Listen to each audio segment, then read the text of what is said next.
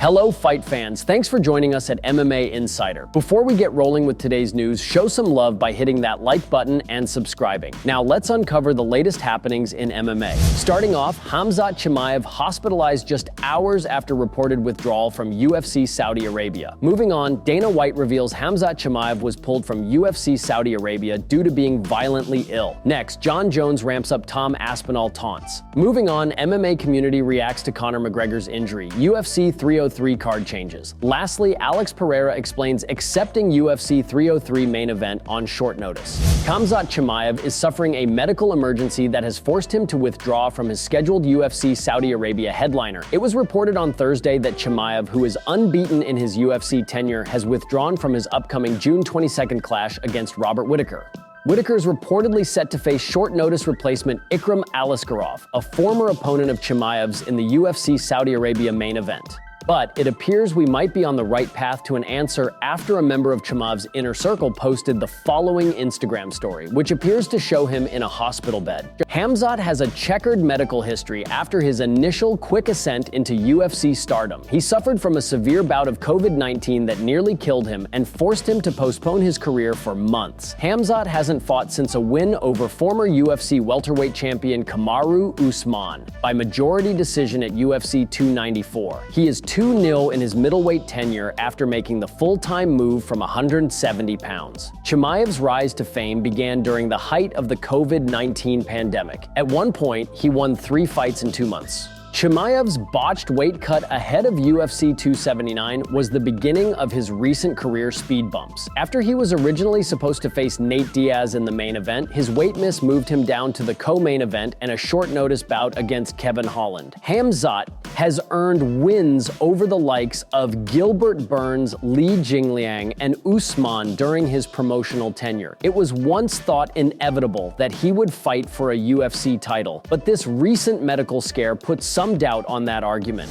Dana White has given the reason as to why Khamzat Chimaev is out of his main event fight against Robert Whittaker at UFC Saudi Arabia. Khamzat was set to headline next Saturday's card against Whittaker in a potential title eliminator bout at middleweight. It was a fight many fans were looking forward to, but on Thursday it was revealed that Khamzat Chimaev was out of the scrap and Ikram Aliskerov would be served as his replacement. During Dana White's announcement, he gave a reason for Khamzat being out, and he said it was due to him being violently ill. Here is what he said. A little news here. Unfortunately, Khamzat Chimaev is out of the fight next weekend in Saudi Arabia. Violently, and I mean violently ill, so he's going back home and hopefully he gets well soon. How or when Chimaev got sick is uncertain, but it was enough for him to be in the hospital and be pulled from the fight. Hopefully Chimaev can get healthy soon and he will be able to fight again soon and get another big fight next time out. UFC heavyweight champion Jon Jones wouldn't be surprised if Tom Aspinall gets knocked out by Curtis Blaydes at UFC 304. The UFC interim heavyweight champion Aspinall will defend his belt against Blaydes in the UFC 304 co-main event on July 27th in Manchester. He returns to the cage after defeating Sergey Pavlovich for the interim title at UFC 295 after Jones's withdrawal from the card's main event. Since Jones's UFC 295 booking against Stipe Miocic fell through, fans have clamored for him to face Aspinall instead of Miocic for his first lineal title defense. But Jones seems insistent on facing Miocic before a possible retirement from fighting. Some fans are becoming increasingly frustrated with Jones's refusal to face Aspinall next, and tensions hit a new level on social media.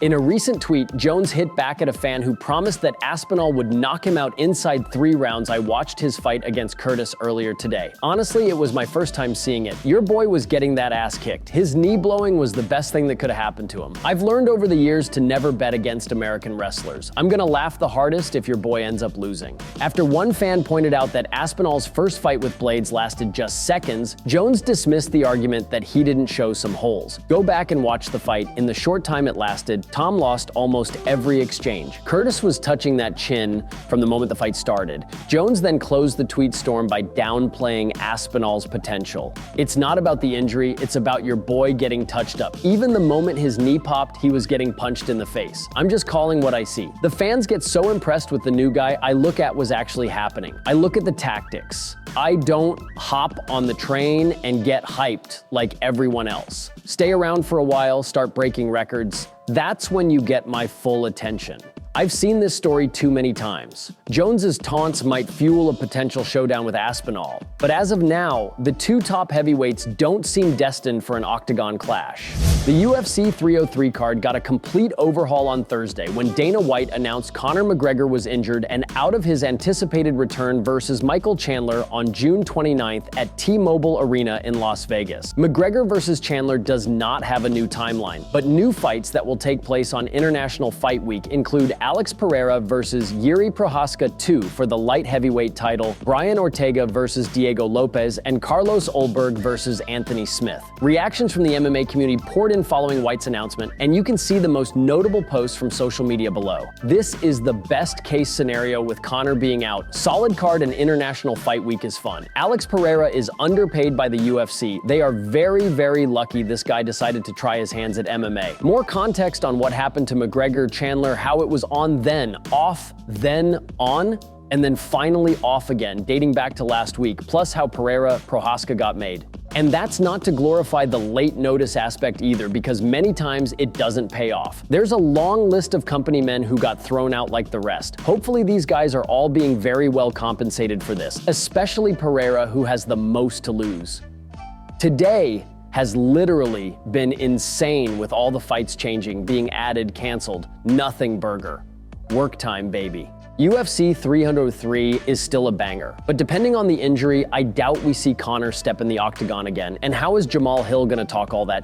Then Pereira saves his card and he pulls out. In the midst of the biggest star in MMA history withdrawing from his bout on a day that saw the UFC lose 3 major fights, Alex Pereira stood in the middle of the news cycle storm. With Conor McGregor versus Michael Chandler scrapped, Pereira versus Jiri Prochazka was announced as the new June 29th main event for UFC 303 at T-Mobile Arena in Las Vegas. Pereira acknowledged the risk associated with a short notice fight, but voiced faith in his abilities. Here is what he said. "I understand that this fight is very close and there may be difficulties with the lead-up time. But if there is somebody that can make this happen, it is me. This is why I am one of the biggest names in the UFC, Alex Pereira. I take risks that not one other person would be willing to take, but I know I have my ancestors with me. The spirits are with me and I'm ready for it all." Pereira, 36, is 3-0 at light heavyweight in the UFC. Following a divisional debut win over Jon Blachowicz, Pereira defeated Prochazka at UFC 295 by second-round TKO. He returned in April at UFC 300 and defeated Jamal Hill by first-round TKO. Thank you so much for tuning into today's video. Your dedication and support fuel our passion to bring you the latest and greatest in the MMA world. If you enjoyed today's news, please give us a thumbs up and share it with fellow MMA fans. Remember to subscribe to stay in the loop with daily MMA updates. We've got a lot of exciting news, interviews, and analysis coming your way every single day. Your engagement helps us grow and serve the MMA community even better. Once again, thank you for being an integral part of our daily MMA journey.